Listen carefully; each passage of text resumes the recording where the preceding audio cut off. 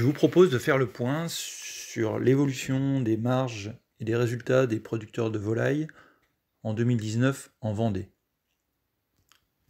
Au niveau de la volaille standard, les marges sont globalement stables en poulet et en dinde. Elles sont par contre en diminution en canard, où des excédents de stock ont entraîné une baisse des volumes de production et une baisse de la marge. Les marges par mètre carré en canard ne reflètent pas complètement le niveau de crise, car certains éleveurs de canards ont dû mettre en place des poulets pour réduire les périodes de vide, mais avec des marges par mètre carré plus faibles. Pour les volailles bio, la tendance des marges au mètre carré est aussi à la baisse, avec une conjoncture plus difficile en 2019. Le nombre de bâtiments bio mis en place a été trop important et la progression du marché n'a pas suffi, ce qui a entraîné une hausse de la durée des vides. Les marges en poulet label sont par contre stables depuis 5 ans.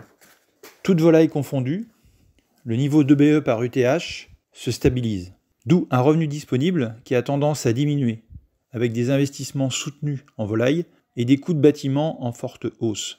Ce niveau d'investissement atteint 39 400 € par exploitation en 2019. Il concerne bien sûr des bâtiments neufs, mais aussi des modernisations et éventuellement la mise en place de fenêtres pour le bien-être animal. Le contexte de la volaille est fortement perturbé en cette année 2020. Un mot sur la filière foie gras qui a été impactée fortement à l'hiver 2019.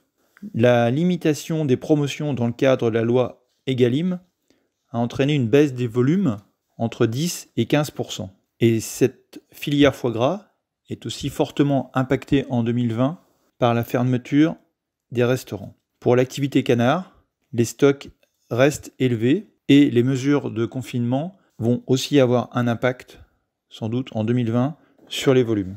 Au niveau du poulet et de la dinde, la filière semble moins impactée, avec une consommation qui reste soutenue au niveau des GMS, en sachant que l'arrêt de la consommation en RHD impacte plus les importations. À moyen terme, l'objectif global de la filière française reste de reconquérir le marché hors foyer, mais la hausse des coûts de production globale met en péril cet objectif.